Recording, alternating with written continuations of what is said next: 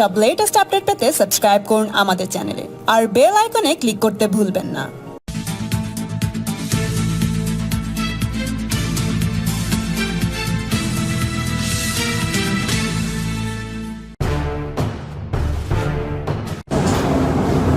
Lockdown চলবে, আমরা central গভর্নমেন্টের ওই ইনস্ট্রাকশন অনুযায়ী 31 মে পর্যন্ত এখানেও লকডাউন চালু রাখছি, প্রোভাইডেড আগেকার লকডাউন আর এখনকার লকডাউনের মধ্যে কিছু পার্থক্য আছে।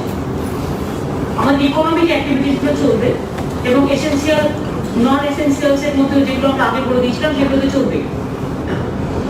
আমরা একটা কাজ করেছি, কন্টেইনমেন্ট জোন বলে আমরা একটা জোন করেছি এবং সেটাকে আমরা বুথ ওয়াইজে আরো ছোট করে দেওয়ার জন্য, মানে যাতে লোকে বেশি সুযোগ পায়, বুথ ওয়াইজে শহরে এবং গ্রামে, টাউনেও বুথ ওয়াইজে, ওয়ার্ড নয় বুথ মানে পাড়া, বুথ ওয়াইজে এবং গ্রামে আমরা 3টে ভাগে ভাগ করেছি কন্টেইনমেন্ট জোনকে আরো ছোট করে দেওয়ার জন্য, আর ডাইরেক্ট যেখানে অ্যাফেক্টেড হচ্ছে সেখানে যাতে ফুল প্রোটেকশন নেওয়া হয় সেজন্য। একটু ভালো করে শুনবেন যাতে মানুষও জানতে পারে। আমরা কন্টেইনমেন্ট জোনকে 3টে ভাগে ভাগ করেছি। আগে যেমন কন্টেইনমেন্ট জোন বলতে গেলে পুরো একটা বিরাট এরিয়া নিয়ে করা হতো, তাহলে অনেক জায়গায় পুরো বন্ধ থাকতো। এখন সেটা না করে আমরা কি করছি, আমরা কন্টেইনমেন্ট জোনটাকে বুথ ওয়াইজ এবং ওয়ার্ড ওয়াইজে 3টে ভাগে ভাগ করেছি। একটা হচ্ছে যেটা হচ্ছে অ্যাফেক্টেড জোন, যেখানে করোনা সংক্রমণ হতে পারে বা হয়েছে। এ হচ্ছে অ্যাফেক্টেড জোন, বি হচ্ছে বাফার জোন, পাশাপাশি নজর রাখা, সেখানেও কিছু কিছু চলবে। সি হচ্ছে ক্লিন জোন, অর্থাৎ এখন ম্যাক্সিমাম জিনিসটা সীমাবদ্ধ থাকবে কন্টেইনমেন্ট এর মধ্যে, বিতে অনেকটাই খোলা থাকবে, শীত পুরোটাই খোলা থাকবে। আমরা এটা আপনাদের কাছে আমার ক্লিয়ার হয়েছে। আমরা 21 তারিখের দুদিন টাইম নিচ্ছি এই কারণে, কারণ আমরা ওয়েট করছিলাম সেন্ট্রাল গভর্নমেন্টের ইনস্ট্রাকশনটা দেখার জন্য। 21 তারিখে আমরা বলছি যে বড় দোকানগুলো সব খুলে যাবে, একমাত্র কন্টেইনমেন্ট অ্যাফেক্টেড জোন ছাড়া সব বড় দোকানগুলো 21 তারিখে খুলে যাবে। আর 27 তারিখ পর্যন্ত টাইম দেওয়া হয়েছে কলকাতা পুলিশ কমিশনার, মেয়র পরিষদে যেটা ফিরাদ হাকিম, পিজি, এপিজি law and order, home secretary এবং মিউনিসিপ্যালিটি সেক্রেটারি, এদের নিয়ে একটা কমিটি হবে, মিটিং হবে। তারা ঠিক করবে অল্টারনেটিভ ডে করে যদি হকার্স মার্কেটগুলো আমরা খুলতে পারি, মানে একদিন একজন খুলবে, একটা করে নাম্বারিং দেওয়া হবে, জোর যেদিন থাকবে একদিন খুলবে, আর বিজোর যেদিন থাকবে আরেকজন খুলবে। তাহলে কি হবে, সোশ্যাল ডিস্টেন্সিংটা আমরা মেনটেন করতে পারবো। এটা প্রতি কয়েকদিন টাইম লাগবে, তাই ওগুলো খুলবে কিন্তু 27 তারিখ থেকে।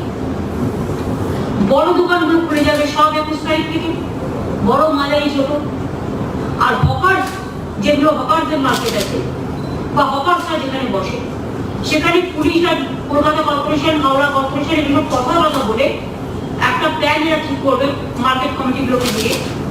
সেই জন্য 6 দিন বেশি টাইম নেওয়া হলো, যাতে একটা সংখ্যা দিতে পারে। কারণ যেহেতু পাশাপাশি হকার যে এগুলো দোকানগুলো পাশাপাশি একেবারে গায়ে গায়ে, সেহেতু একটাকে বাদ দিয়ে একদিন এ খুললো একদিন বি খুললো, তাহলে কি হবে, একটু অন্তত সোশ্যাল ডিস্টেন্সিং মেনটেন করা যাবে। যেহেতু করোনাটাকেও একেবারে মানে নেগলেক্ট করার দরকার নেই, করোনাটাকেও সিরিয়াসলি নিতে হবে, কিন্তু লোকের উপর যে জীবিকা, যেটা জীবন জীবিকা, সেটাকেও চালু রাখতে হবে। এবং সেক্ষেত্রে স্যানিটাইজেশন, সোশ্যাল স্যানিটাইজেশন করে, সোশ্যালি ডিস্টেন্সিং মেনটেন করে, কোভিড-19 এর ফুল প্রোটেকশন নিয়ে মাস্ক কম্পালসারি, দোকানে গ্লাভস কম্পালসারি, এবং সব মার্কেটে স্যানিটাইজেশন করতে হবে, করে তবে অল্টারনেট ডেতে হকার্সরা দোকান খুলতে পারবে।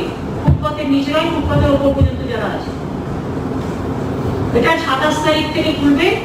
তার আগে পুলিশ কমিশনার এবং যে কমিটি করে দেওয়া হয়েছে সেই কমিটি বসে একটা করে পাস ইউজ করবে, একটা জোর সংখ্যা একটা বিজোড় সংখ্যা। জোর সংখ্যা কার নামে, বিজোড় সংখ্যা কার নামে, হকার্স কমিটিগুলোকেও ডেকে নেবে। তাহলে কি হবে, কর্পোরেশনের নিশ্চয়ই একটা রেকর্ড আছে, পুলিশের কাছে একটা রেকর্ড আছে, তাহলে আমরা বুঝতে পারবো কোন দোকানটা কার, এবং নাম্বারিং করে দেবো 1 2 3 4 5 জোরগুলো হবে, বেজোরগুলো হবে না, আবার পরের দিন বেজোরগুলো হবে, জোরগুলো হবে। এটা একটা মানে বে পরিসরে কষ্ট করে। ইন্ডাস্ট্রি, প্রাইভেট হোক বা গভর্নমেন্ট হোক 50% চলবে, আমরা 30%। প্রাইভেট দোকানগুলো, এই প্রাইভেট অফিসগুলো 50%, অর্থাৎ এভরি অল্টারনেটিভ ডে। এমনকি যেখানে প্রাইভেট অফিস কিছু মলের ভিতরেও আছে, অফিস পারপাসে, সেটা করবে, নট মল, কিন্তু অফিস করবে। হোটেল আমরা ঘুরতে বলছি সোশ্যাল ডিস্টেন্সিং মেনটেন করি, কারণ হোটেলে কিন্তু আলাদা আলাদা ঘরে থাকে, সুতরাং সোশ্যাল ডিস্টেন্সিংটা মেনটেন হয়। রেস্টুরেন্ট এখনই খুলবে না। ইন্টার ডিস্ট্রিক্ট বাস আমরা চালু করবো 21 তারিখ থেকে, এবং গভর্নমেন্টে যত বাস আছে গভর্নমেন্ট চালু করবে। আর প্রাইভেট যারা আছে তাদেরও অনুরোধ করবো সোশ্যাল ডিস্টেন্সিং মেনটেন করে যদি চালাতে পারেন প্লিজ চালান দয়া করে। এই সময়টা মানুষকে হেল্প করা আমাদের সবচেয়ে বড় কাজ। যা হচ্ছে সেটাই ভালোভাবে হোক না, এটাকে ভালোভাবে নিতে হবে মানুষের সেবার কাজে। অটো 2 জন করে নেবে, সেটাও 27 তারিখ থেকে, এটা পুলিশ একটা মিটিং করে নেবে অটো ইউনিয়নগুলোর সাথে। মানে এই অটো রিক্সার কথা বললাম, খেলা চলবে বাট নো গ্যাদারিং। অনেক আছে হয়তো লন টেনিস খেলে বা টেবিল টেনিস খেলে বা গল্ফ খেলে বা নানা রকম আছে যেগুলো 4-5 জন সোশ্যালি ডিস্টেন্সিং মেনটেন করেও হয়। সুতরাং সেই সময়টিকে যদি উইদাউট পাবলিক কেউ যদি করতে চায় করবে। আর আগে সোশ্যাল ডিস্টেন্সিং করে 7 জন অ্যালাউড ছিল, ওটা আমরা এখন 15 জন করলাম। বিয়ে বাড়ি থেকে শুরু করে মৃতদেহ নানা রকম ব্যাপার আছে, এটা করা হচ্ছে। হেয়ার কাটিং, সেলুনস, বিউটি পার্লার এগুলোকে অ্যালাউ করা হচ্ছে, কিন্তু provided socially distancing, social sanitisation. এবং একটা কথা বারবার বলি, নাপিত বন্ধুরা বা যারা চুল কাটে বা নানা রকম কাজ করে, যে ইকুইপমেন্টটা ধরুন, যে ইনস্ট্রুমেন্টটা আপনি ইউজ করছেন। আমি একটা রাজ্যে একটা কেস দেখেছিলাম, নাপিতদের এটা খুলে দেওয়া হয়েছিল বা সেলুনটা, একই কাঁচি দিয়ে 6 জনের চুল কেটেছিল, তাহলে 6 জনই কোভিড হয়ে গেছে। প্রত্যেকটা কেস ওয়াইজে তাকে কিন্তু একটা স্যানিটাইজ করে নিতে হবে। কি করে স্যানিটাইজ করে সেটা নাপিতের বন্ধুরা তারা দোকানে জিজ্ঞেস করবে, তারা বলে দেবে। এবং নাপিত এবং বিউটি পার্লার বিশেষ করে তাদের জন্য একটা গাইডলাইন্স আমাদের দেওয়া উচিত, তারা কিভাবে স্যানিটাইজ করবে। এটা স্টেরিলাইজ অনেক সময় করে নেয়, আপনারা জানেন যে ব্যান্ডেজ ট্যান্ডেজ যেটা অপারেশন বা হসপিটালে ভর্তি হলে করা যায়, এটা কি সিস্টেমে করবে সেটা বলে দেবে।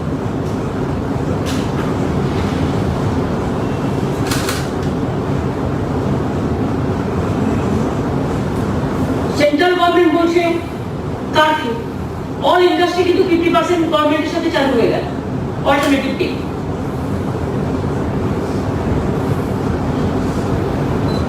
আমরা একটা কথা বলছি যে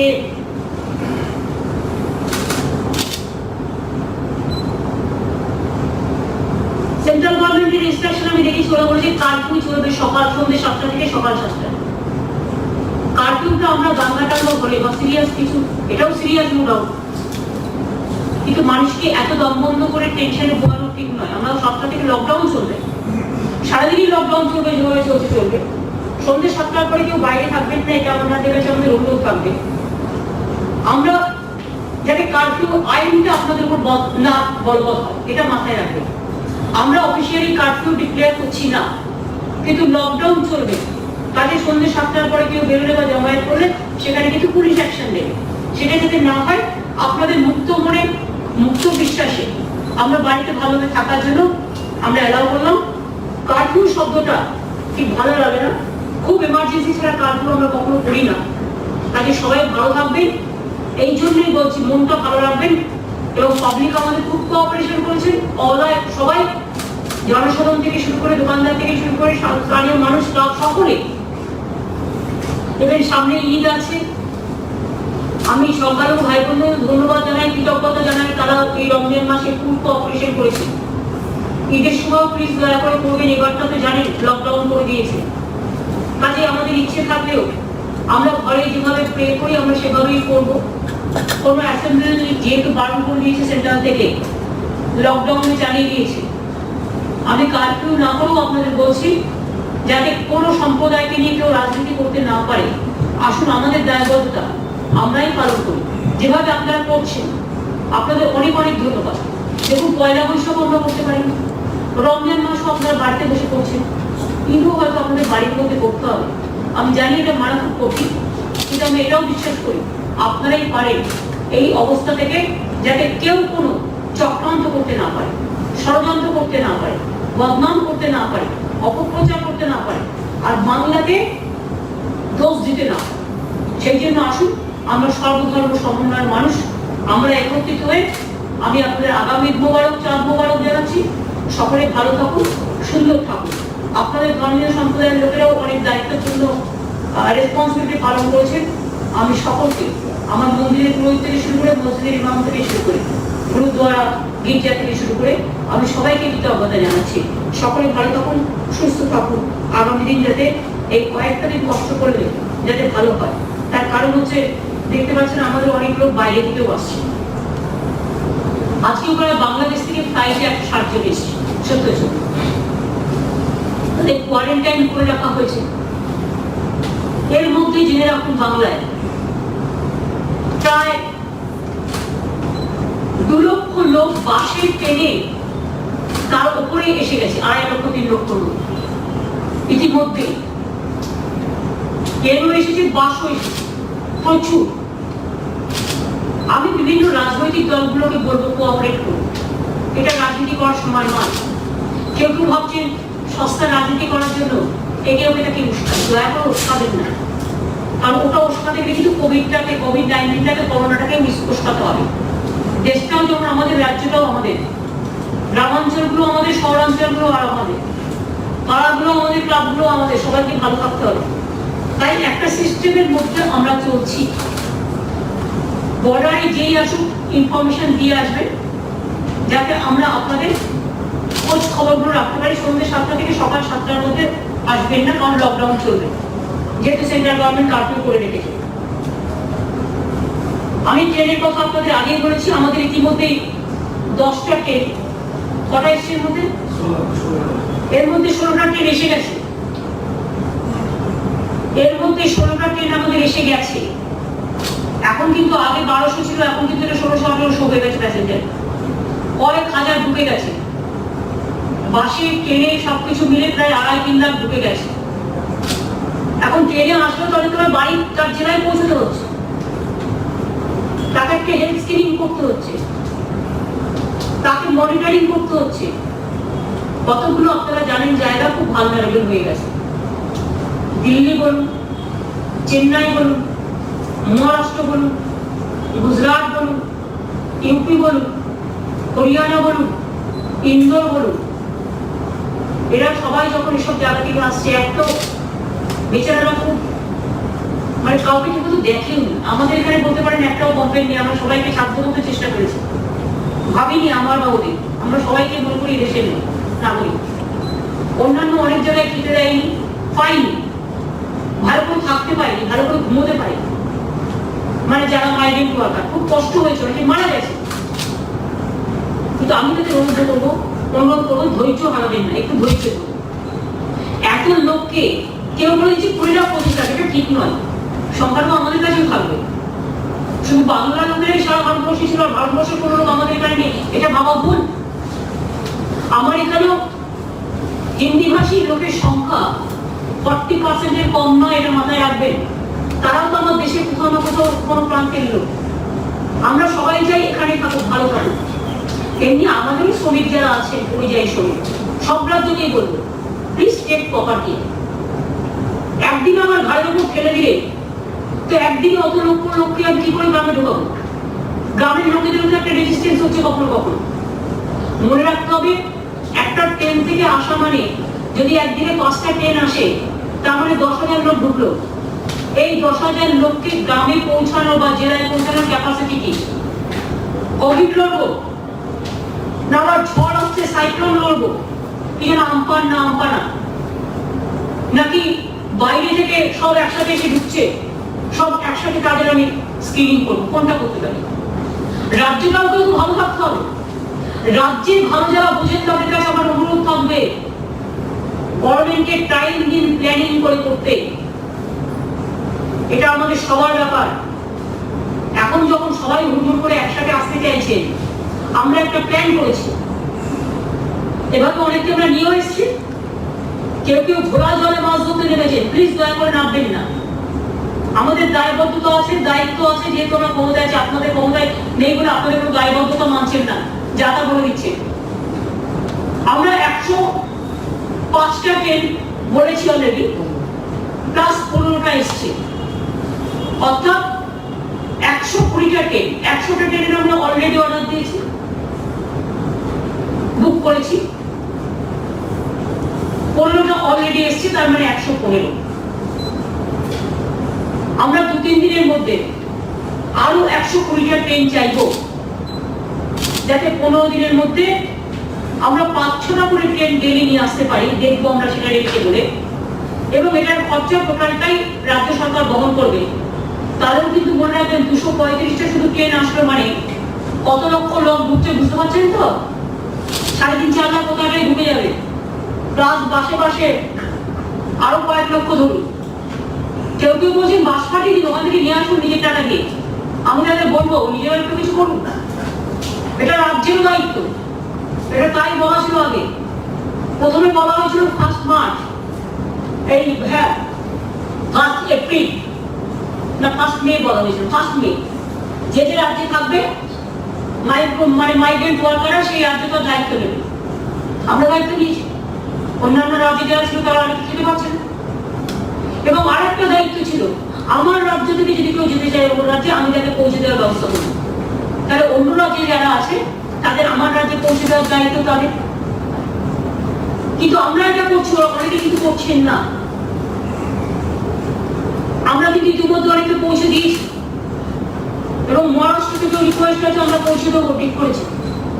অন্য রাজ্যগুলোও আমাদের কাছে রিকোয়েস্ট থাকবে যে আমরা তো ট্রেনের টিকিটটাও কেটে দিচ্ছি, বাট আপনারাও একটু চেষ্টা করুন, সহযোগিতার হাত বাড়ানো। সবার কথা বলছি, আমিও যেটা করবো আপনিও সেটা করুন, আপনিও যেটা করবেন আমিও সেটা করবো, কোনো ডিফারেন্স নেই, এই দুসময় কোনো ভেদাভেদ নেই। সুতরাং 235টা ট্রেন আমরা 15 দিনের মধ্যে আগে 100টা নিয়ে আমরা প্ল্যান করবো, যাতে রেলওয়ে 15 দিনের মধ্যে এক দিনে 6টা করে ট্রেন ঢোকা মানে প্রায় আমার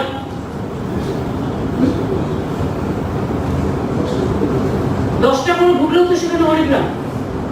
তো আমি আমার 25-30 হাজার করে রোজ ঢুকবে শুধু ট্রেনে, বাসটা ট্রেনে হেঁটে ছেড়ে দিই। সুতরাং 15 দিনের মধ্যে আমরা প্ল্যান করে নিয়েছি, রেগুলার আমরা 10টা করে ট্রেন ঢোকাবো। তারপর তাকে গাড়িতে পৌঁছতে হবে, তারপরে সেই জেলাগুলো ঢুকবে। ওই রাজনৈতিক বন্ধুরা যারা বড় বড় কথা বলছেন একবার ভেবে দেখেছেন? সেই জেলাগুলো সবাই যাতে ভালো থাকে সেখানে তো টেক কেয়ার করতে হবে। দেখি আমি যদি হাজার করোনা ঢুকিয়ে দিই, তাহলে মানুষ আমায় ক্ষমা করবে? আমার তো কোনো আপত্তি নেই, সবাই আসুক, করোনা ছাড়া সুস্থ হয়ে সবাই আসুক, আমাদের যা যা সহযোগিতা করার আমরা সব করব। কিন্তু কোনো কোনো রাজনৈতিক দল হঠাৎ এই সময় গোলা জলে মাছ ধরতে নেমে বড় বড় ভাষণ দিচ্ছে, টিটকিরি করছে, লোককে প্ররোচনা দিচ্ছে, উত্তেজনা ছড়াচ্ছে। তারা যখন পাওয়ারে ছিলেন তারা কি কি করেছিলেন আমার জানতে হবে। 2 হচ্ছে সেন্ট্রাল গভর্নমেন্টও যারা আছে বড় বড় ভাষণ দিচ্ছে, লজ্জা করে না? আজকে মাইগ্রেন্ট ওয়ার্কারদের কাছ থেকে টাকা নিচ্ছে। আগে একটা ট্রেন প্রতি 10 লাখ নিয়ে 7.5 লাখ নিতেন, 7.5 লাখ, এখন আবার সেটাকে 10 লাখ করে নিয়েছেন। ঠিক আছে, সে আমরা সামনে নেব, যতটা দায়িত্ব নিয়েছি ততটা করবো। আর এটাই আমরা ট্রান্সপারেন্সি মেনটেন করি। বাকি যারা থাকবে আস্তে আস্তে করে দেখবো। আমি তো চাই নিশ্চয়ই আমার রাজ্যে হবে, আমার এখানে আসুক, কিন্তু আমাদের গ্রাম বাংলাগুলো কত লোক ঢুকতে পারবে, জেলায় কতগুলো লোকের ক্যাপাসিটি আছে ঢোকানোর, কোন গ্রামে কত বাইরের লোক ঢুকতে পারবে, হট করে যদি ফার্দার কোনো প্রবলেম না হয় সেটাও তো আমাদের দেখতে হবে না। এতে আপনাদের সবার কোঅপারেশন চাইছি, দিস মাচ। আপনাদের বলি, এবার আমাদের সামনে যে গ্রাম বাংলার ইকোনমিক অ্যাক্টিভিটি শুরু হয়ে গেছে, এবং আরো বেশি করে ইকোনমিক অ্যাক্টিভিটিও আমরা চাই। কলকারখানাও বড় হয়েছে এবং 50% অ্যালাউ করা হয়েছে। এবং এসেন্সিয়াল কমোডিটিস তো অন্য সময়ও চলবে। এসেন্সিয়াল কমোডিটিস আপনারা জানেন, পেরিসেবল গুডস বা ফুডস বা এসেন্সিয়াল কমোডিটি, সেটার জন্য কোনো টাইম নেই। আর সাথে সাথে এই যে একটা আমপান আসছে, একটা দুর্যোগ, কিছুদিন আগে বুলবুল হয়ে গেল, সুতরাং রোজই আমাদের ঘাড়ের ওপর কোভিড নিঃশ্বাস ফেলছে, ওদিকে আমপান নিঃশ্বাস ফেলছে, ওদিকে বাইরে থেকে প্রচুর লোকের যাতায়াত, তার মধ্যে অনেক সিস্টারকে নিয়ে চলে গেছে শুনছি প্রাইভেট হসপিটালে। আরে প্রাইভেট হসপিটালও আমার রাজ্যের হসপিটাল। একটা নার্স তৈরি করতে 2 বছর 2.5 বছর টাইম লাগে, একটা ডাক্তার তৈরি করতে 4-5 বছর টাইম লাগে, একটা টেকনিশিয়ান তৈরি করতে ট্রেনিং নিতে টাইম লাগে, ল্যাবরেটরি তৈরি করতে টাইম লাগে, যারা সারাক্ষণ কাজ করে। সুতরাং আমরা একটা দেখতে পাচ্ছি যে প্রায় অনেক নার্সকে নিয়ে চলে যাওয়া হয়েছে এই সময়। আমি রাজীব বসিরা চিফ সেক্রেটারিকে বলেছি, দরকার যাদের ওখান থেকে নার্স নেওয়া হচ্ছে তাদের সাথে কথা বলবো, অন্তত প্রাইমারি কাজগুলো করতে পারে এরকম যদি তারা নিতে পারে কিছু লোকাল লোকে, অন্তত মেল নার্সও অ্যালাউ করে দেওয়া হয়েছে, লোকাল ছেলে মেয়েরা যারা অন্তত 7 দিনের শর্ট ট্রেনিংয়ে সার্জিক্যাল দিকে যাবে না, কিন্তু অ্যাটলিস্ট স্যালাইনটা দিতে পারে, এটা যা কাজটা শিখিয়ে দেওয়া, অক্সিজেনটা দিতে পারে। ভেন্টিলেটর পারবে না আপনি, অক্সিজেনটা দিয়ে দেওয়া ঠিক আছে, ডাইটা শুধু হবে না, দেখে নিতে হবে কতগুলো সিস্টেম আছে। ধরুন ওষুধটা দেওয়া দেখে, প্রেসক্রিপশন দেখে, ধরুন টাইম টু টাইম তার টেম্পারেচারটা মাপা, এই যে কতগুলো ছোটখাটো কাজও আছে, কিন্তু এটা সিস্টাররাই করে, সিস্টাররা ছাড়া হয় না। যাদের হাতে কিছুই নেই তারা অন্তত 7 দিনের টাইম নিয়ে তারা একটা ট্রেনিং দিয়ে তারা কিছু মেল, এদের নার্স বলা যাবে না, বাট মেল হেল্পার বা মেয়েরা যারা মহিলা হেল্পার, এইভাবে করে তারা একটা যদি ভাবে, আমার মনে হয় তাকে আমাদের কোনো অসুবিধা নেই। দেখতে হবে যারা সার্জারিতে কাজ করবে বা অন্যান্য জায়গায় সিরিয়াস, সেটা ট্রেন হতে হবে। আর যারা এই ছোট ছোট কাজগুলো করবে সেটা দেখিয়ে দিলে আমার মনে হয় এটা তারা পারবে করতে। ইভেন সাথে সাথে একটা মোবাইল অ্যাপ করবো যে তাদের কি কি কাজ করা উচিত না উচিত, সেটাও তাদের একটা ভিডিওতে করবো, যাতে অসুবিধা হলে সে সেটা দেখে নেবে বা সিনিয়রকে জিজ্ঞেস করে দেবে। এই এমার্জেন্সি সিচুয়েশনে, এমার্জেন্সি লাইফ, যেহেতু 300-350 আমি শুনছি চলে গেছে নার্স বাই, কাজ করবে কি করে হসপিটালগুলো? বেলভিউও তো আমরা কাজ করাচ্ছি, আমিও আমরা কাজ করাচ্ছি, আমরা সরকার থেকে নিয়েছি, আমরা টাকা দিচ্ছি এর জন্য, দিশানু আমরা নিয়েছি। সুতরাং ইভেন কেপিসি মেডিকেল কলেজে আমরা নিতে যাচ্ছি, কাল থেকে শুরু হয়ে যাবে সম্ভবত। সুতরাং এই নার্সিংহোমগুলো প্রাইভেট বলেই, প্রাইভেট শুধু বললে চলবে না, এরা আমাদের সাথে কাজ করছে আগে কাজে কাজ নেই। সুতরাং তাদের সমস্যাটাও সমাধান করার আমাদের সবাইকে দেখতে হবে। আমরা এবং নার্স, টেকনিশিয়ান, হেলথ ওয়ার্কার যত বাকি ছিল এখানে ওখানে তাদের আমি নিয়ে এসেছি। আরেকটা আছে, অনেকে ধরুন রিটায়ার করেছে, আমাদের গভর্নমেন্টে যেমন আমরা নিয়ে নিয়েছি, এরকম মনে করুন যদি এখন কেউ নার্সের কাজ করতে বা টেকনিশিয়ানের কাজ করতে, হয়তো রিটায়ার করে চলে গেছে কিন্তু এখন ফ্রি আছে, তারাও যদি অ্যাপিল করেন, তাদের থেকে ট্রেনিং দেওয়া আছে, দেয়ার এক্সপিরিয়েন্স, তারা এটা অ্যাপিল করতে পারে এবং তাদের প্রাইভেটও নিতে পারে, গভর্নমেন্টও নিতে পারে, যেখানে আমার সুযোগ আছে। কাজটা মোট কথা সবাইকে নিয়েই করতে হবে। এই পর্যন্ত আজকে আমার বলার ছিল। আর একটা কথা বলি যে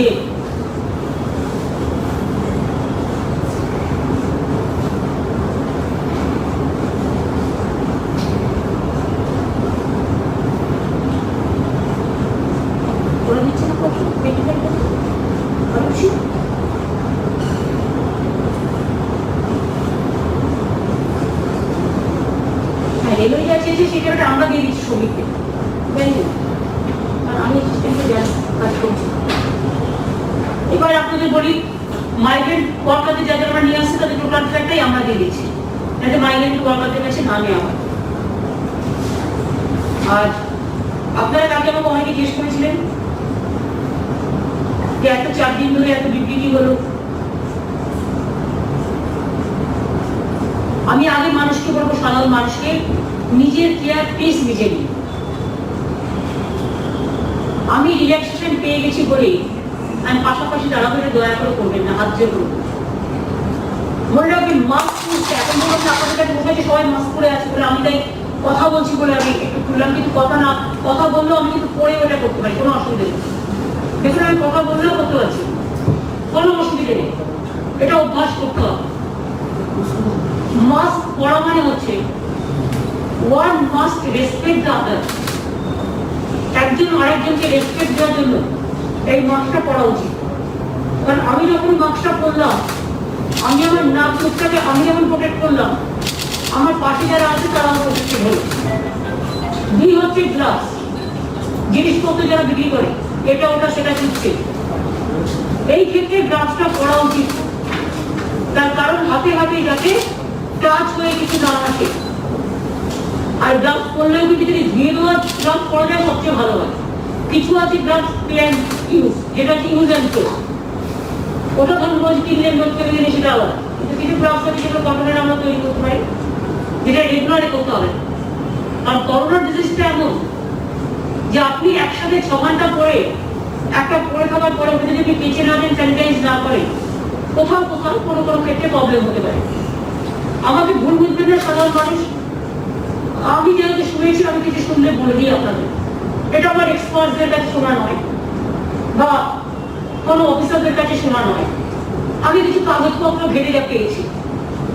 কেউ কেউ বলছেন, আমি গৃহস্থলীদের জন্য বলছি, কেউ কেউ বলছেন ধরুন আমরা বাজার করলাম, সেই বাজারের ব্যাগটা এনে আমি রাখলাম, রেখে সেই ব্যাগ থেকে আমি মাছ বের করলাম বা ফল বের করলাম বা তরকারি বের করলাম, পরে সঙ্গে সঙ্গে রান্না করে দিলাম। এটা সবাই বলছে অনেকেই, যে বাজার করে আসার পরে ওটা আলাদা রেখে দিন ব্যাগটা কোনো খোলা জায়গায় বা খালি জায়গায়। 6 ঘন্টা পরে ওই মাছটা বা ফলটা বা সবজিটা ভালো করে ধুয়ে দিন। কেন বলছে? কারণ যদি কোথাও জীবাণু থাকেও 6 ঘন্টার মধ্যে এটা নষ্ট হয়ে যাওয়ার সম্ভাবনা আছে। 6 ঘন্টা পরে যখন আপনি রান্নাটা করলেন, আপনি একটু উষ্ণ গরম জল ভালো করে গরম জল ফুটিয়ে নিন, ফল টল তাতে হবে না, উষ্ণ গরম জল একটু ভিজিয়ে নিন, চোখরা টোকরা যেগুলোতে আছে অ্যাটলিস্ট ছাড়ানোর জন্য। এইরকম কিছু নিয়ম কানুন আছে যেটা নিজেকে নিজে কেয়ার করতে হবে। নিজেকে যদি আমরা নিজে কেয়ার না করি তাহলে শুধু লকডাউন দিয়ে কিছু হবে না। নোটবন্দি, ঘরবন্দি, দমবন্দি সব কিন্তু কোনো কাজে লাগবে না। অনেক জায়গায় আমি দেখতে পাচ্ছি দোকান খুলে দিল, একসাথে গিয়ে ভিড় করে ফেলছে। এটা দয়া করে করবেন না। আজকে আপনার একটা পরস্পর একজন বাজার করতে গেছে, তার ছোঁয়ায় আপনার করোনা হয়ে গেল, আপনার পুরো ফ্যামিলি হয়ে গেল। আপনাকে দেখতে হবে তাতে আপনি টাইম 2 মিনিট টাইম না লাগুক, তাকে যদি আপনি একটু দূরে দাঁড়াতে পারেন, তার শ্বাস প্রশ্বাস, তার টাচ যদি আপনার না লাগে, সেটা আপনার পরিবার বাঁচবে, আপনিও বাঁচবেন। এবং আপনি করোনা থেকে বাঁচাবার জন্য এই দায়িত্বটা দয়া করে গ্রহণ করুন। ঘরের মা বোনেদেরও বলবো, আপনারা খুব ইম্পর্টেন্ট রোল পালন করছেন। আপনারা বাচ্চাদের খেতে দিচ্ছেন, আপনারা রান্না করছেন, আপনারা অফিসে কাজ করছেন, আপনারা ঘরে যেটা ওটা সেটা ছুটছেন। অনেক সময় দেখুন, আমি যে এখানে মিটিং করছি, আমার খেয়াল নেই আমি হাতটা অনেকবার টাচ করে দিয়েছি। আমরা এরকম করে বসে অনেক সময়, অর্থাৎ আমার কমিকে কি ঢুকলো আমি দেখলাম না, হাতটায় কি ঢুকলো আমি দেখলাম না। একটা চেয়ারে আমি বসলাম, তারপর সে আর চেয়ারটা থেকে আমি চলে গেলাম, আরেকজনকে বসতে দিলাম। সেই চেয়ারটা যদি স্যানিটাইজ করে না নিই, এটা তো হতে পারে কিন্তু একজন বাইরে থেকে করোনা নিয়ে এসছে, আমি সেটা পরিষ্কার না করার পরে ওইটা তো হয়ে গেল। যেমন আমি নাপিতদের জন্য বলছি, নাপিত বন্ধুকে বা বিউটি পার্লার থেকে শুরু করে দোকানদার থেকে শুরু করে আমি সবাইকে বলবো, সব দোকানে খুলে যাবে প্রায়। সুতরাং আপনাদের কাছে আমার একটাই বলা থাকছে, ধরুন আমি একটা নাপিত, ধরুন চুল কাটছে কাছে দিয়ে, নরম দিয়ে, নখ কাটছে, যা যা আছে সব ইনস্ট্রুমেন্ট, সেটা কিন্তু একজনেরটা যেই হয়ে গেল, ওইটা কিন্তু আর একজনকে ইউজ করা যাবে না। একজনকে ইউজ করার পরে ওটাকে আপনি স্যানিটাইজ করে নিন, স্টেরিলাইজ করে নিন, তা নাহলে কিন্তু ওইটা নিয়ে কিন্তু রোগ ছড়াবে, তখন কিন্তু আপনারও প্রবলেম হবে, আপনার দোকানটাও বন্ধ হয়ে যাবে। এবার আপনার দোকান যদি বন্ধ না হয়, সবাই যদি ভালো থাকে, সেদিকটা লক্ষ্য রাখতে হবে। আর গ্রাম বাংলাকে আমরা বেশি গুরুত্ব দিচ্ছি, তার কারণ গ্রাম বাংলার মানুষরা কর্মদিবস তৈরি করতে সবচেয়ে বড় পথ দেখায়। ভালো করে কাজ করুন এবং লোকাল না পেলে যারা বাইরে থেকে আসে তাদেরও কাজে লাগায়। 100 দিনের কাজে আমার কোনো অসুবিধা নেই, বেশি করে কাজ করবো। আমরা 3 মাসের কাজ 2 মাসে করতে, 6 মাসের কাজ 2 মাসে করতে দিয়েছি। এতটাই জব ক্রিয়েশন করার চেষ্টা করেছি আমরা। প্রচুর বাংলার আবাসন এবং রাস্তা, ইরিগেশন, এইসব প্রচুর কাজ আমরা করতে দিয়েছি। সুতরাং এগুলো মাথায় রাখতে হবে। আর একটা কথা আমি বলবো যে কাল থেকে আপনারা অনেকে আমাকে অনেকবার চেষ্টা করেছেন ভাবার, আচ্ছা ডিসইনভেস্টমেন্ট, সরি এটা বলছি দুর্যোগের জন্য আমরা একটা 24/7 আমাদের কাজ চলবে এবং এটা চিফ সেক্রেটারি, হোম সেক্রেটারি নেতৃত্বে ডিজাস্টার ম্যানেজমেন্ট সবাইকে নিয়ে করবো। 24/7 থাকবে। যারা বিশেষ করে সমুদ্র কূলবর্তী অঞ্চলে থাকে বা যাদের বাড়িটা কাঁচা বাড়ি, পাকা বাড়িও একটু ভেঙে ভেঙে গেছে, অথবা মাটির বাড়ি বা একদম সমুদ্রের জলের পাশে থাকে, ঝড়টা আমি শুনছি একটু চাপ বাড়ছে, অথবা 3-4 দিন একটু সাবধানে থাকবেন। উত্তর 24 পরগনা, দক্ষিণ 24 পরগনা, মিদনাপুর পূর্ব বিশেষ করে যেগুলো সমুদ্র কূলবর্তী অঞ্চল, তাদের অলরেডি মিটিং করে ইনস্ট্রাকশন দেওয়া হয়েছে যে বুলবুলের ঝড়ে যেমন তাদের সরিয়ে নেওয়া হয়েছিল, সেইভাবে মানুষকে একটু বুঝিয়ে, ওখানে অনেক আমাদের সাইক্লোন সেন্টার আছে, সেখানে একটু দেখে নিয়ে সরিয়ে নিয়ে, যেহেতু আর কোভিডটাও আছে আশেপাশে, যাতে কাউকে গ্রাস করতে না পারে সেটাও একটু নজর দিয়ে দেখতে হবে কি আর করা যাবে। সবই একসাথে হয়ে গেছে এই পর্যন্ত, এবং এখানে আমাদের যেমন চলছিল সেরকম চলবে কাজ 24/7। এছাড়াও 21 তারিখ থেকে দোকান টোকানগুলো শুনবে। আর হকার্সদের আমি বলছি মিটিং করে, হকার্স এবং অটো এই দুটো 27 তারিখ থেকে 31 তারিখ পর্যন্ত আপাতত লকডাউন চলছে। 7টা থেকে, সকাল 7টা থেকে সন্ধ্যে 7টা পর্যন্ত লকডাউন আরো স্ট্রিক্টলি থাকবে, কেউ দয়া করে বেরোবেন না। আর বাদবাকি সময়ও লকডাউন মেনটেন করে, সোশ্যালি ডিস্টেন্সিং মেনটেন করে চলুন, তাহলে আপনারও জীবন জীবিকা বাঁচবে। আর সরকারকেও এমন কোনো পদক্ষেপ নিতে হবে না যাতে মানুষের কোনো প্রবলেম হয়। আমরা কোনো প্রবলেম কখনো করতে চাই না। আমরা মনে করি মানুষকে বাদ দিয়ে কিছু হয় না। তাই কথায় কথায় বুলডোজ করা, কথায় কথায় কারফিউ করা, কথায় কথায় এমার্জেন্সি লাইক সিচুয়েশন করার পক্ষপাতী আমরা নই। কিন্তু যেক্ষেত্রে আমাদের বাধ্য হতে হবে, আপনার কোনো আচরণ যদি বাধ্য করে, সেক্ষেত্রে আমাকে আইন শৃঙ্খলাটা কন্ট্রোল করতে হবে। অনেকে আপনারা জানেন এখানে বাংলা ভালো থাকুক চায়, তারা নানা রকম করে ঠিক করে দাঙ্গা লাগিয়ে দিল, দিয়ে সারাক্ষণ সোশ্যাল নেটওয়ার্কে বলে যাচ্ছে নিজেই দাঁড়ালো, চোর চুরিও করছে, গৃহস্থকে সজাগ থাকতেও বলছে। এটাই যেন আমরা কেউ কোনো প্রয়োজনের পা না দিই, সবকিছু যেন ভালোভাবে হয়ে যায়। আরেকটা কথা বলি, 4 দিন ধরে আপনারা অনেক রসগোল্লা, রাজভোগ, বিরিয়ানি, বোঁদে, ঘিজাম, অনেক কিছু দেখলেন। 4 দিনের 4 রকম প্রেস স্টেটমেন্ট, ঘন্টার পর ঘন্টা সব রাজ্যকে নাকি ওরা 3 থেকে 5% এফআরডিএম বাড়িয়ে দিচ্ছে। এবার আমি আপনাদের বলি, অ্যাকচুয়াল কিন্তু আমরা পাবো অনলি 0.5%। 2.5% কেন পাবো না? 1.5% কেন পাবো না? কতগুলো কন্ডিশন দেওয়া হয়েছে, শর্ত। সেই শর্তগুলো যদি আমি মানি, তাহলে আমার রাজ্যের ফেডারেল সিস্টেম চলে যাবে। আর যদি আমি না মানি, তাহলে আমি পাবো না। আমি মনে করি বেটার মাথা নত না করে, চিত্ত যেটা ভয় শূন্য, মাথা উঁচু করে চলা। রাজ্য সরকারের কাজে অহেতুক ইন্টারফেয়ার করা, এই সময় অনেকে দেখেছেন অনেক রাজ্যে পেট্রোলের দাম, পেট্রোলের উপর ট্যাক্স বসিয়েছে, আমরা তো করি। অনেক স্টেট যারা ভাষণ দিচ্ছে তাদের স্টেটেরাও 25% স্যালারি কেটেছে গভর্নমেন্টে, কোথাও 50% ডিএ ফ্রি। তারপরে কোথাও কোথাও আমরা শুনছি মাসে 1 দিন করে মাইনে, মানে 12 মাসে মাইনে কাটবে, 12 মাসে 1 মাসে মাইনে কাটবে। আমরা কিন্তু একটাও এ ধরনের কোনো সিদ্ধান্ত নিইনি যা মানুষের বিপক্ষে যাবে। কিন্তু তার মধ্যে যদি আমার বলে তোমার পাওয়ারটা, বিদ্যুৎটা আমি সব নিয়ে নেবো আমার কন্ট্রোলে, রাজ্যের হাতে কিছু থাকবে না, আমি বলবো পারবো, আমার টাকা চাই না তোমাদের এই লোকটা। আমার যদি বলা হয় তুমি এক্ষুনি লোকের উপর ট্যাক্স নিয়ে ওই আরবান ট্যাক্সটা বাড়াও, কলকাতা শহরের উপর, হাওড়া শহরের উপর, সব মিউনিসিপ্যালিটি এরিয়া, আমি বলবো পারবো।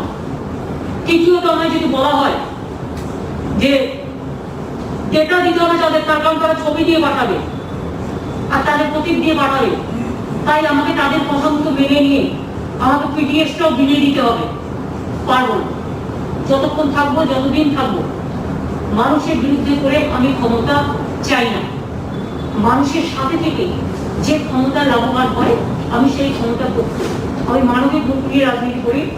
আমি ইলেকশনের সময় একরকম, আর ইলেকশনের বাইরে একরকম, এটা আমরা করি না।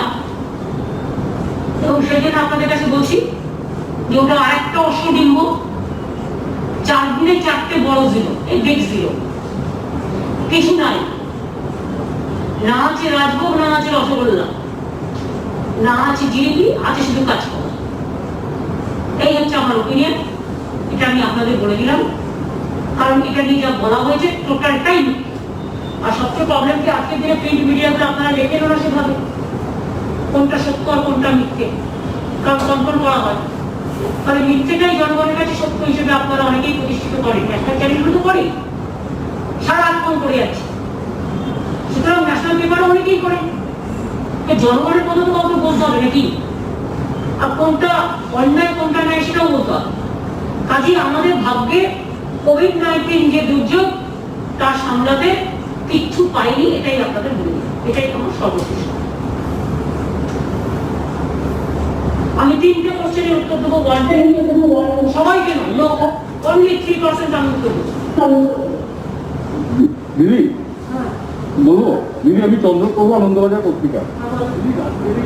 সংকটের মধ্যে কেন্দ্র তো কিছু দেয়নি, উপরন্তু বুলবুলের টাকাটাও পুরোটা পাওয়া যায়নি বলে শোনা যাচ্ছে। আপনি কি কাইন্ডলি বলবেন যে বুলবুল বাবদ কত টাকা দিয়েছে কেন্দ্র এখনো পর্যন্ত? কারণ আরেকটা ঘূর্ণিঝড় তো আসতে চলেছে, সাংঘাতিক বিপর্যয় হতে পারে আশঙ্কা রয়েছে। তো এই পরিস্থিতিতে রাজ্য ওরা কি করছে, ওরা বলেছে তোমাদের কাছে ডিজাস্টারের একটা ফান্ড স্টেটের কাছে থাকতে পারবে। আগে যেটা হচ্ছে ডিজাস্টার হলো, এটা কিন্তু আগে 1-1.5 বছর, সেই টাকাটা থেকেও বলছে তুমি অন্য কাজ করো। তো ডিজাস্টার হলে জানো করতে, এই যে বলেছে মাইগ্রেন্ট ওখান থেকে দেবে, ওখান থেকে দেবে কোথেকে? একটা পারপাসের একটা টাকা আছে। ধরুন আপনি আপনার একটা ঘরে যে ঘরটা আপনি থাকেন, আপনাকে যদি বলো ওই ঘরটা ছেড়ে 6 মাসের জন্য, 6 মাসের জন্য আপনি কি ওটা নিজে ছেড়ে দিয়ে নিজের রাস্তায় থাকবেন, আপনার থাকতে দেবেন নাকি? হয়। সুতরাং এগুলো চিরকালই হয়, আমি এখনই এটা নিয়ে কিছু বলবো না। দিদি আমি রফিক দা ওয়াল থেকে বলছি। আমি ডিজিটালের উত্তর দেবো না, এখানে দেওয়ার সময় ডিজিটাল তারা আমাকে বলেছে যে একটা বললে অন্যরা আছে তারা উত্তর চায়, সুতরাং একজনকে আমি বলবো। কারণ তুমি কিন্তু যে সাংবাদিক হিসেবে এখানে ছেড়ে যেতে পারে সেটাই তুমি এখন নেই। আমি যখন বলবো ডিজিটালকে সবাইকে বলবো, আমি একজনকে করবো। দিদি মনীষ মিত্তনীয় সিএন নিউজ, সেটা হচ্ছে যে এই যে 52,000 কোটি টাকা দিদি জমা আছে, সেই সময় দুজনের মনে অ্যাপ্লিকেশন নবান্নের নেই সম্ভবত। তোমরা হয় করিয়ে নিও, তাহলে ডিজিটালের জন্য করলে আমরা সবাইকে অ্যাপ্লিকেশন নিয়ে আসবো। দিদি জমা আছে, কমিটি মিটিং, দিদি কমিটি মিটিং হয়নি, জমা আছে। দিদি আমার একটা রিকোয়েস্ট দিদি, সেখান থেকে কার্ডটা নিয়ে তোমরা অন্য মানুষ চালাচ্ছ। দিদি আমার একটা রিকোয়েস্ট দিদি, আমি রফিক বলছি দিদি, আপনার কাছে একটা অনুরোধ। আর সেটা হচ্ছে ডিজিটাল মিডিয়া তো এখনো পর্যন্ত কার্ড পায় না, কিন্তু গত বছর পর্যন্ত 2019 পর্যন্ত আমাদের যখন আমি ডিসিশন নেবো, আমার আইএসএ সেক্রেটারি আছে, তখন আমরা ডিসিশন নিয়ে তোমাদের জানাবো। আমি ডিসক্রিমিনেট করবো না, করলে আমি সবারটাই করবো। সঞ্জয় গাঙ্গুলি, বর্তমান খবরের কাগজ থেকে। দিদি গত সপ্তাহে প্রধানমন্ত্রী হলো, আপনি 53,000 কোটি টাকা বলেছিলেন, তার আগে চিঠি দিয়েছিলেন, 4 দিন ধরে আমরা শুনলাম ডায়লগ, কিন্তু 1 টাকাও এসছে আমাদের রাজ্যে বা কিছু জানিয়েছে? 4 দিন তো বন্ধ ছিল, আপনি যদি বলেন। আমি বললাম তো 4 দিন ধরে আমরা দেখেছি টোটাল একটা বড় শূন্য, মানে হাফ, মানে 0.5, যেটাতে কিছু হবে না, ওইটুকু আমরা পেয়েছি। যেখানে আমাদের পাওয়ার কথা ছিল, ওরা বলেছে 3 to 5 দিচ্ছি, কোথায় সেটাই 1.5 এর মধ্যে যে কন্ডিশন দেওয়া হয়েছে, বিদ্যুৎ দপ্তর সব রেটে কভার করে নিয়ে নেবে, মিউনিসিপ্যালিটিতে সব জিনিসের দাম বাড়াতে হবে, আরো কিছু কিছু আছে, পিটিএস ওদের হাতে চলে যাবে প্রায়। এইসব তো আমি মানতে পারি না ভাই, আমার রাজ্যের লোক খেতে পাবে না, আর আমি কি নিজেকে বিক্রি দিতে পারি ভাবে? তাই বললাম তো 3 to 5 যেটা আমরা বলেছিলাম বারবার, আমি নিজেই বলেছিলাম, টুইট করেছিলাম, সেটার দিকে তো বুঝলাম যে একটা একটুখানি অন্তত কনসিডার করেছি, সেটাও নেই। 0.5, ক্যান ইউ ইমাজিন? দিদি দীপ্তিমান বলছিলাম কলকাতা টিভি থেকে, কিছুদিন আগে হু একটা রিপোর্ট দিয়েছে যে ভারতবর্ষের 5টি রাজ্য মহারাষ্ট্র, গুজরাট, তামিলনাড়ু, দিল্লি ও রাজস্থান, এই রাজ্যগুলোর অবস্থা সব থেকে খারাপ। এবং যে শহরগুলোর নাম বলেছে সেখানেও পশ্চিমবাংলার বা কোনো শহরের নাম নেই। কিন্তু দেখা যাচ্ছে কেন্দ্রীয় সরকার বারবার যে দল পাঠাচ্ছে সেটা এই রাজ্যেই দল পাঠাচ্ছে। তার মানে কি এটা নিয়ে পুরো রাজনীতি করছে? কি বলবো? কখনো কখনো জানেন তো, সব জানতে হয়, শুনতে হয়, বুঝতে হয়, আর অপেক্ষা করতে হয়। নানা রকম ভাবে বাংলাকে বঞ্চনা করা, বাংলার বিরুদ্ধে অভিযোগ করা, এটা একটা নিত্য নৈমিত্তিক কাজ হয়ে গেছে। এবং আমি মনে করি সব রাজ্য ভালো থাকুক, বাংলাও ভালো থাকুক, যেখানে তার প্রয়োজন তাকে সেটা সাহায্য করা উচিত বলে আমি মনে করি। আমি তো সলিডারিটি জানাচ্ছি সব রাজ্যের প্রতি, কিন্তু central government must give their solidarity to Bengal also.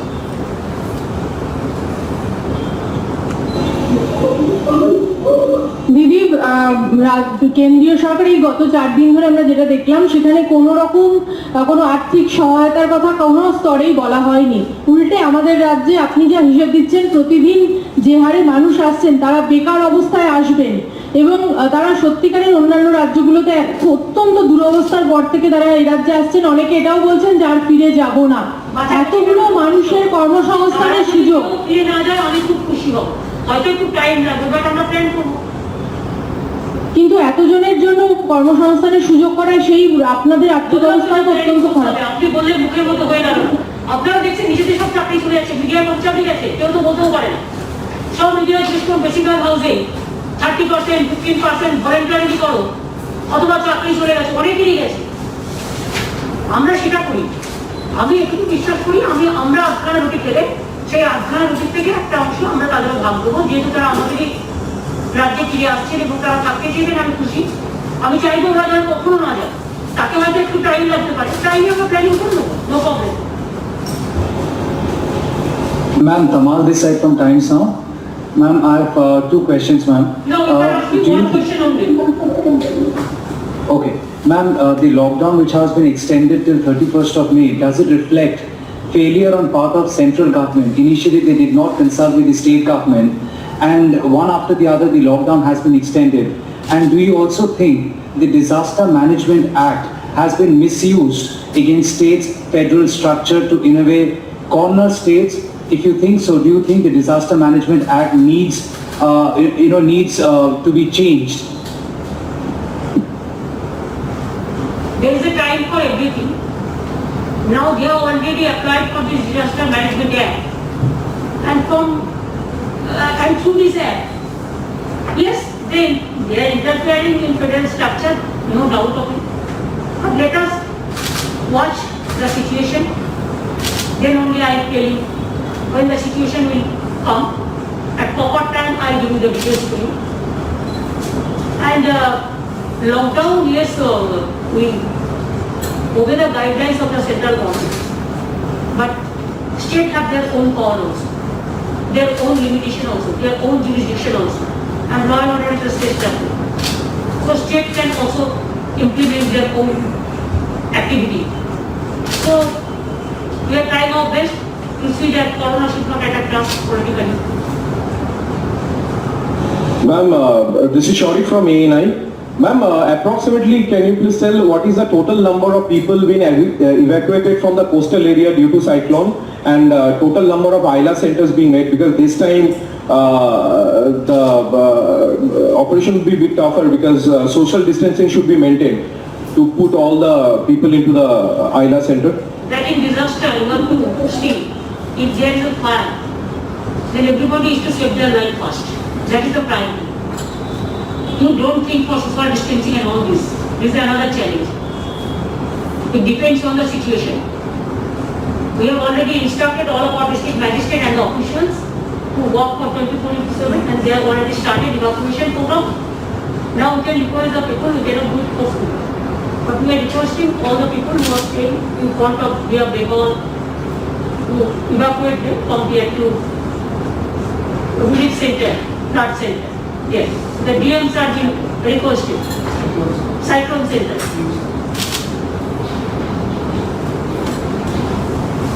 Now we have 3 types of emergency.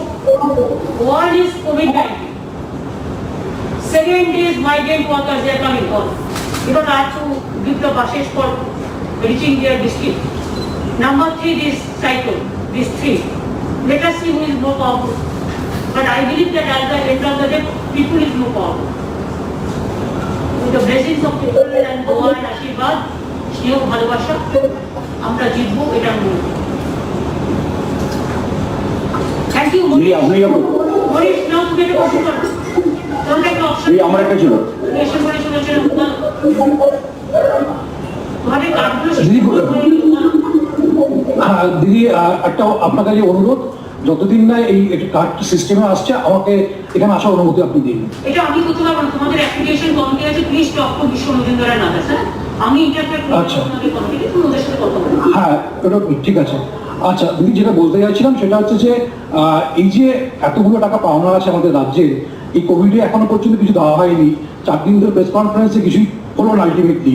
তাহলে এই মুহূর্তে এটাকে আপনি কিভাবে দেখবেন? এটাকে রাজনীতি নাকি কেন্দ্রের বঞ্চনা আমাদের রাজ্যে? এটা প্রেস কনফারেন্সে যা বলা হচ্ছে তো পাবলিসিটি পেয়েছে, তোমরা তো সারাক্ষণ 2 ঘন্টা 3 ঘন্টা 4 ঘন্টা, তোমাদের তো কিছু খবর নাই, তোমরা সারাক্ষণ ওইটাই করে যাচ্ছ। তাতে বলছি সিরিয়ালগুলো পপুলারিটি বেড়েছে। এই আশাপুর বলছিলাম যে আপনি যখন রাজ্যের প্রাপ্য মর্যাদার কথা বারবার বলছেন, যুক্তরাষ্ট্রীয় কাঠামো রক্ষা করার কথা বলছেন, তখন আজকেও যে দিল্লিতে অমিত শাহর যে বৈঠক হয়েছে আমপান নিয়ে, তাতে রেসিডেন্ট কমিশনারকে ডাকা হয়েছে এবং আমরা যেটা জানতে পারলাম সেক্ষেত্রে রাজ্যকে অগোচরে রেখে, অন্ধকারে রেখে এটা করা হয়েছে। এটাকে আপনি কিভাবে দেখছেন? অ্যাকচুয়ালি আমরা ইনফরমেশনটা পেয়েছি, তার কারণ হচ্ছে আমিও কিছু জানি না, সিএসও কিছু জানি না। নিয়ম হচ্ছে যদি রাজ্যের কোনো সরকারের কোনো অফিসারকে ডাকতে হয়, সেটা ফুল সেক্রেটারি, চিফ সেক্রেটারি ডাকতে হয়। চিফ সেক্রেটারি, হোম সেক্রেটারি অনেক সময় আমার সাথে আলোচনা করি, কিন্তু আমি যখন দেখলাম যে একটা মিটিং হচ্ছে, ডিজাস্টারের meeting is okay, that is not the problem, কিন্তু প্রোটোকল মেনে এটা করা হয়, যেটা হচ্ছে যে তোমাকে একটা সিস্টেম মেনে করতে হবে। তোমার কাগজে তোমার যদি আমায় কিছু বলতে হয়, তোমার নিউজ এডিটারকে আমি বলবো, তোমাকে হয়তো সামনাসামনি বললো, আমার তাদের থেকে তোমাকে আমি একটা ইনভাইট করছি, তুমি করলে কি করলে না সেটা তুমি জিজ্ঞেস করে নেবে।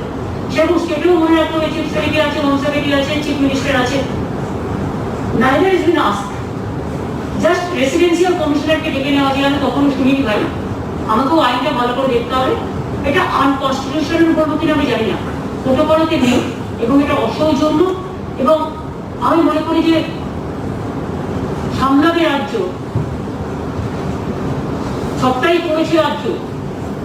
ইতিমধ্যে বিভিন্ন জেলায় দুর্যোগ টিম থেকে শুরু করে এসডিআরএফ, এনডিআরএফ সব পাঠানো হয়েছে, অথচ একজন রেসিডেন্সিয়াল কমিশনারকে দেখে তিনি কি করবেন? তিনি রাজ্য চালাবেন?